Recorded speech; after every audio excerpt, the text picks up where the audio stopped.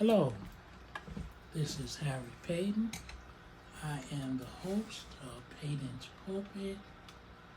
In today's episode, Season 1, Episode 37, Fire Prevention Tips. Fire Prevention Tips. Very important subject. October also is designated Fire Prevention Month. Well, quite a few podcasts I did on various things where I didn't do the fire prevention as part of October. And basically, the other reason was because there's an important aspect that happens Saturday night that's connected with fire prevention and some of the things you need to know. So again, October is designated as Fire Prevention Month. The history of National Fire Prevention Month has its root in the Great Chicago Fire, which occurred October the 9th, way back in 1871. Look that up. It was a horrendous fire. Oh, it was one of the most terrible fires that, one might ever wish to see. The Great Chicago Fire, October 9th, 1871. Please look it up on your own time. During the month of October and throughout the year, we should all become more aware of ways to help family members to learn family safety and prevention. I recommend, I'm a former inspector, supervisor, I'm now retired. I've forgotten more about the subject than a lot of people know. But you should know this. Fire is one of the most devastating things that if you ever had it occur to you, I've seen the results. I've never been involved in a fire, thank the Lord. But each year in the United States, there are approximately, and this is actually for last year, 2021, there were 1,353,500 fires. That's a lot per minute. It's happening all the time. A fire is going on right now as we speak, unfortunately. 3,800 home fire deaths. That's just in the home, not for related, but in the home. 14,700 home injuries and 15.9 billion in property damage. Here's a fire safety checklist, and you should write it down and you should post it in a convenient and visible location for all in the family to see. I know a lot of people like to go online and text me. This should be written out and posted somewhere prominent in your house so people see it and your family members see it. You may wish that you had did it if you don't do it. I hope that you never have to. Never, never, never, never times 100 smoke in bed. Smoking is a terrible habit. It's a terrible habit. But if you choose to smoke, never smoke in bed. Keep the cords, electrical cords, in good condition. Do not overload outlets. So many times I go to people's houses, 15 outlets into outlets, extensions. No. Fire is created by overloading the circuit. So please keep the cords in good condition. Any frayed cords or any damaged cords, and do not overload the outlets. Do not block windows and doors. Never, never, never. Don't put furniture in front of it. I know a lot of people live in bad areas and you want to, keep the crooks out.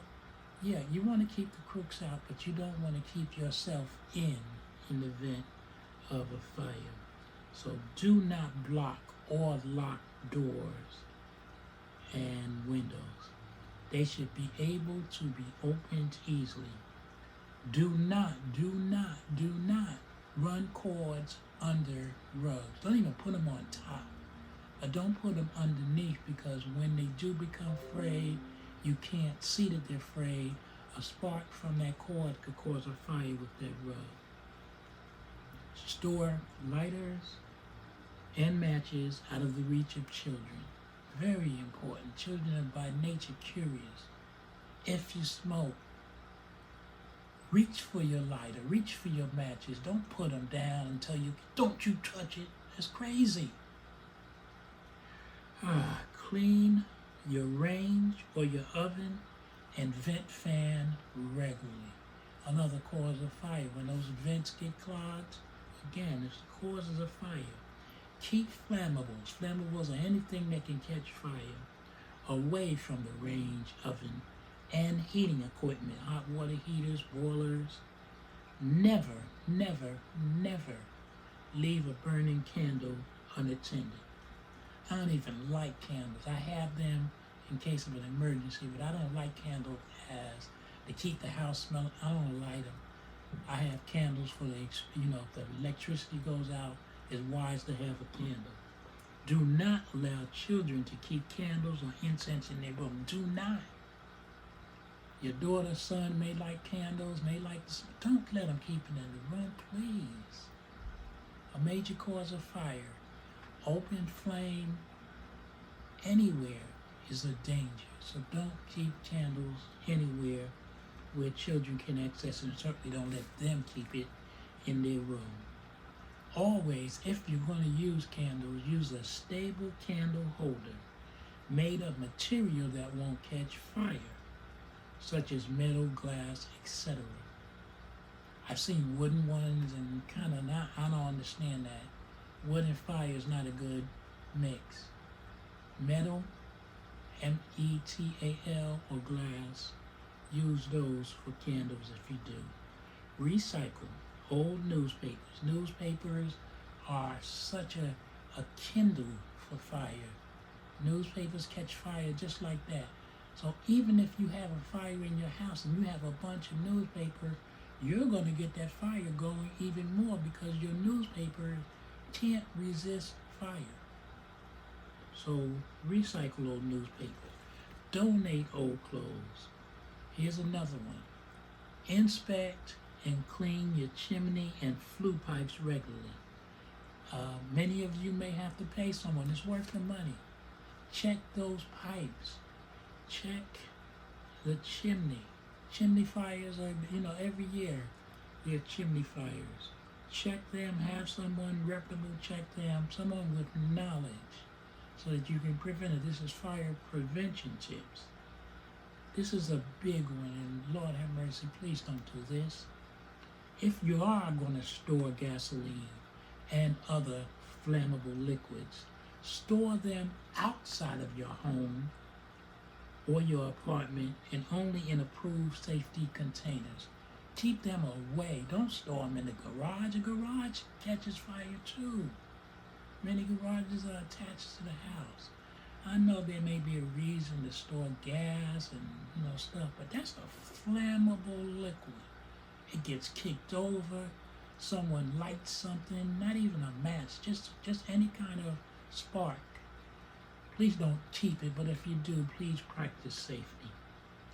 Use covered trash containers. Cover your trash containers. Again, you don't want your trash container to have something happen where it catches fire. Clean your basement, clean your garage and yard regularly, and dispose of rubbish and debris frequently.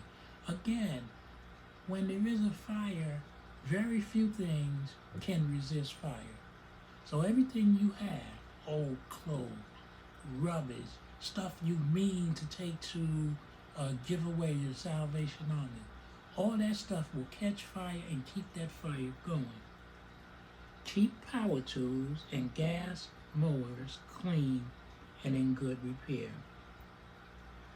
Here's a big one. Again, with winter coming, the use of kerosene heaters is not recommended. They are the source of many fire. Kerosene is as combustible, if not more, as regular gasoline. In addition to the above safety tips, install smoke detectors on each level of your home. Smoke rises, so put your smoke detector at the ceiling, high up as you can. Smoke rises, so that means that as it rises, it'll reach the smoke detector and you won't have what are called false alarms. You put them too low, the minute smoke from cooking, it'll cause and then you start taking batteries out. So each level, first floor, second floor, attics, crawl spaces, I say you can never have too many smoke detectors. Very important. We used to do it when I was young. I still do it. I encourage my family to do it. Hopefully they're still doing it. Make a fire escape plan. Map out escape routes, just like they do in the buildings that you may go to. Know where the fire exit is, know where the windows are, make sure and check that they're not, they can be opened even by the littlest, weakest person. Find ways, have them practice opening the window. If it's too tight, get someone to adjust it. Make a fire escape plan. Map out all escape routes, have fire drills, including 2 exits from every room. Sometimes it's not possible the way some of these houses are built, but that's why the windows shouldn't be blocked. Make sure. Practice makes perfect. Every second counts during a fire. Hold fire drills frequently until the escape plan becomes second nature to every member of the family, including toddlers. Do it like they used to do it in school. Have a surprise fire, and then have them see if they escape. It's better to make the mistake in a fire drill than to make it in a real fire. We all know the drop and roll. Well, you should know it. Teach it to your children. Because fire and smoke rises, drop, stop, drop, and roll. That's why you do it. You get as low as you can, to try to get away from the smoke and the fire. Buy a multi-purpose ABC fire extinguisher listed and approved by an approved testing laboratory.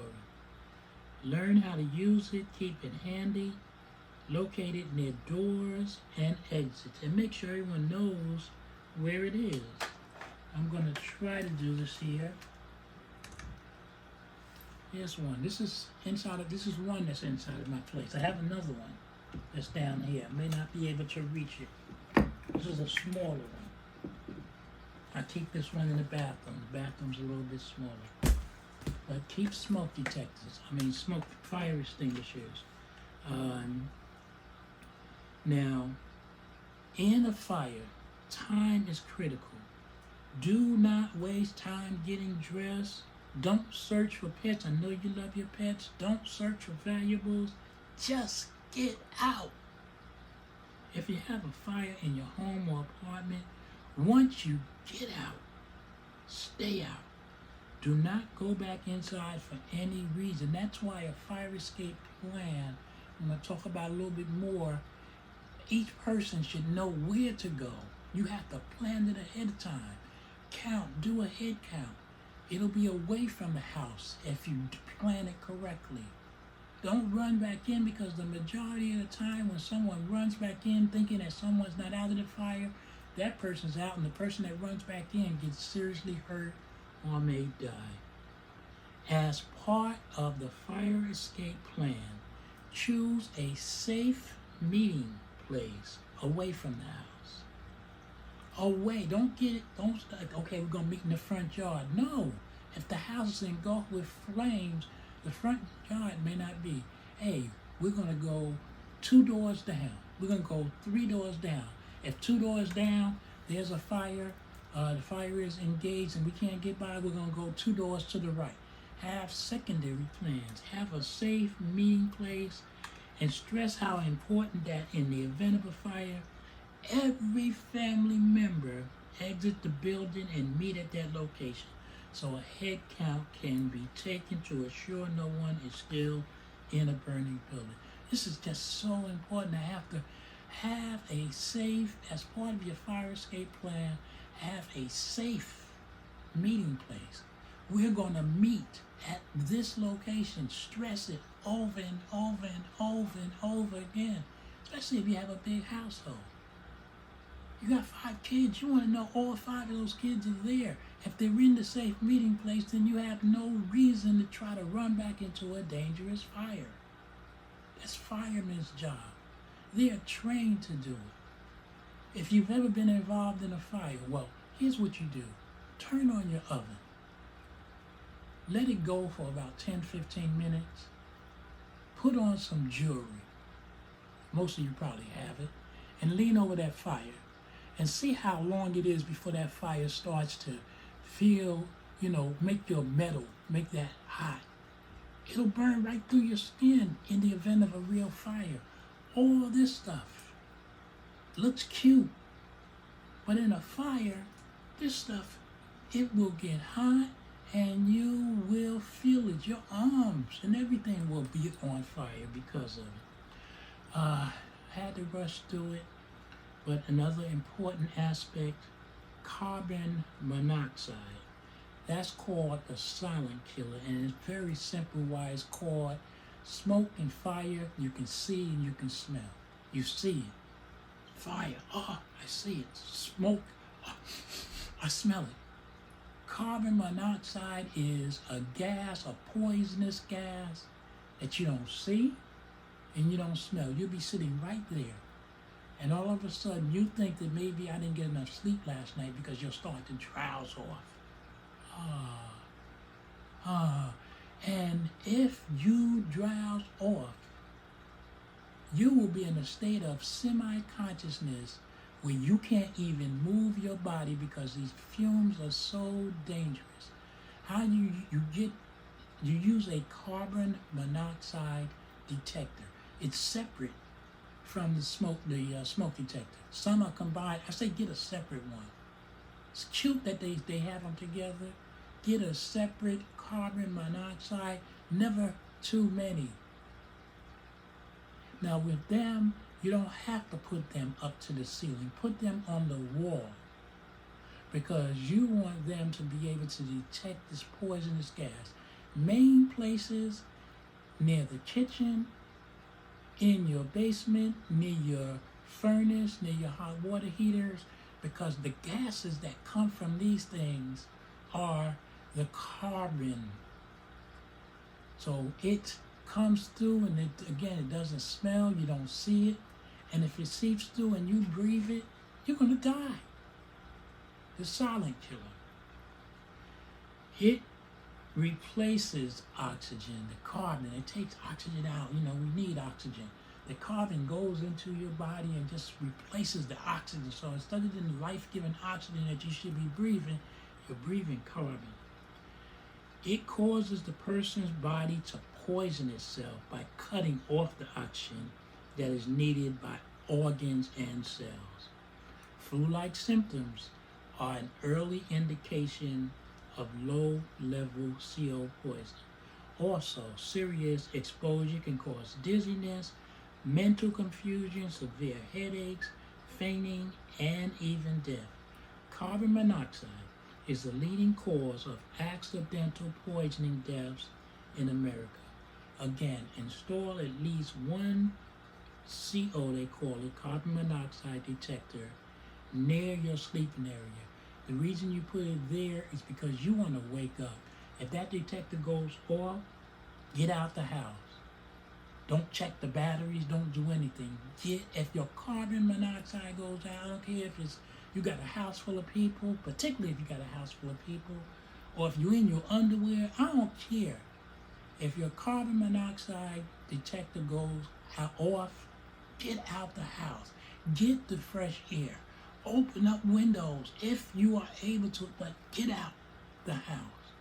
Call the nearest fire department. They have equipment where they can check the levels. Do not go back into that house If it takes the fire department an hour and you stay out there in your underwear, you go to a neighbor's house, you sit in your car, or you just tough it out. That's how dangerous carbon. You go back in there, oh, it's okay. The battery must have just went off. I changed the battery. You're going to die. This is no joke.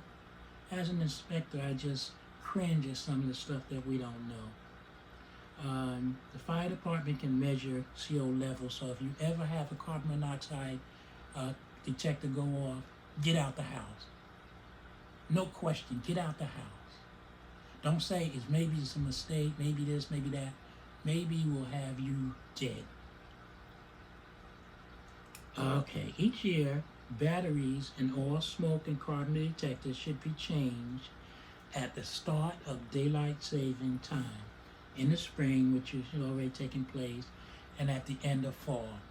This time it's going to take place is Saturday.